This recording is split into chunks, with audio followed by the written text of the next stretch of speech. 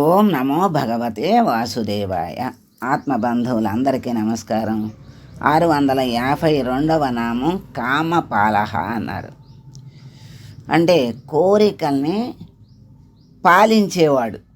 కోరికల్ని పాలించడం ఏమిటి అని మనకి సందేహం వస్తుంది.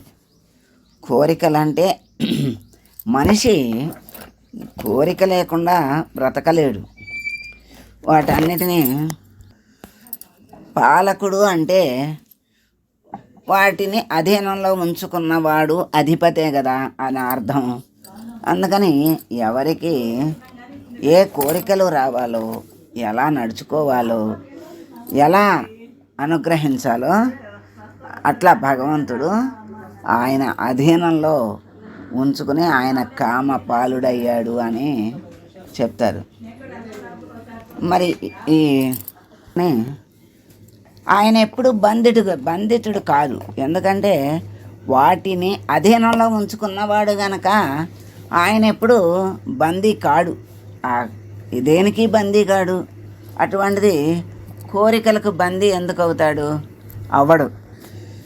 అట్లా ఎవరైతే బంధితుడు కాకుండా ఉంటారో, అంటే మానవుల్లో కూడా ఎవరైతే కోరికలకి బందీ అవ్వకుండా ఉంటాడో వాళ్ళ యొక్క సంకల్పాలుగా కాకుండా దైవ సంకల్పాలుగా పనిచేస్తారు.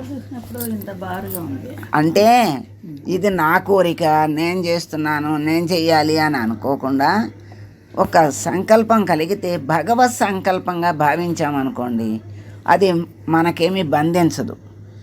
అప్పుడు దానికి మనం బందీ అయినట్టు కాదు.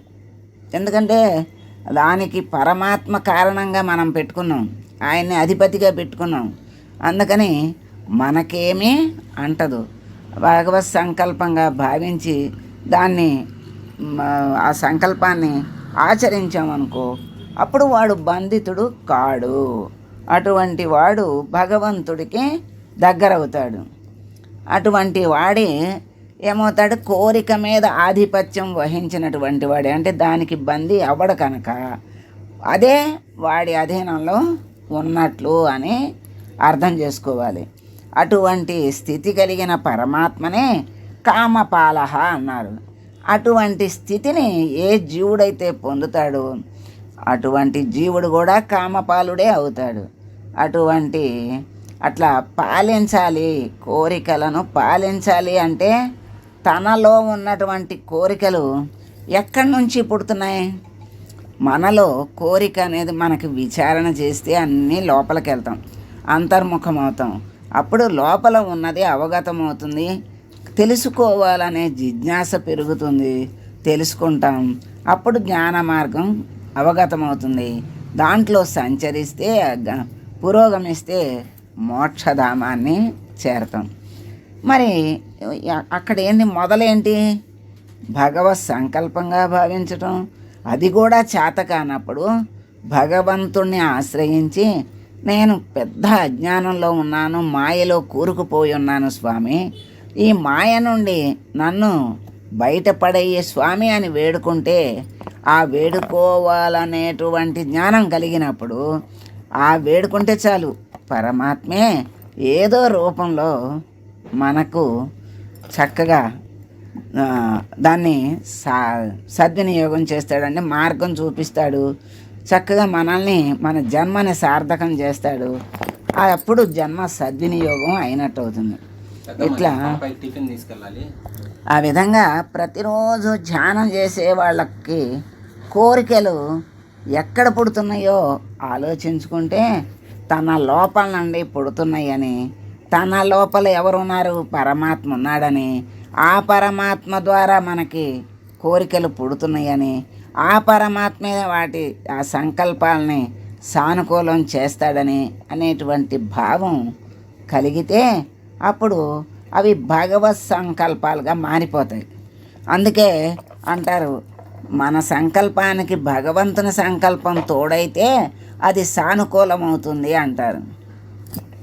అది తోడవ్వాలి అంటే ఇక్కడ ఈ విధమైనటువంటి మానసిక పరిస్థితి రావాలి. నేను సంకల్పించాను, నేను చేస్తున్నాను అనే దగ్గర నుంచి భగవంతుడి సంకల్పంగా భావించి భగవంతుడే చేయిస్తున్నాడు అనేటువంటి భావానికి ఎప్పుడు వచ్చారో అప్పుడు అది భగవంతుని సంకల్పంగా మారిపోతుంది. అప్పుడు ఆ కోరిక సంకల్పము బంధించదు. ఇక్కడ ఆ బంధించకుండా మోక్షానికి మార్గం అవుతుంది. అటువంటి భగవత్ సంకల్పాలన్నీ కూడా ఏమవుతాయి? సద్వినియోగం అవుతాయి.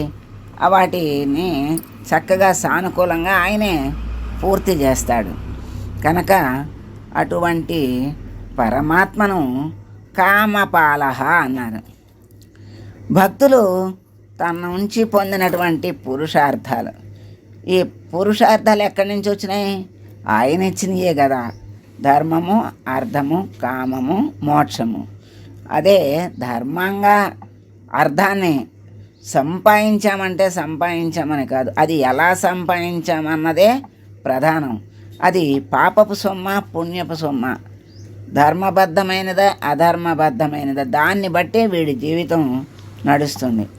సంపాదించటం ప్రధానం కాదు, అది ఎలా సంపాదించాడు అన్న దాన్ని బట్టే వాడి జీవితం, ఆ తర్వాత ఎన్నో జన్మలు కూడా దాని మీదే ఆధారపడి ఉంటాయి.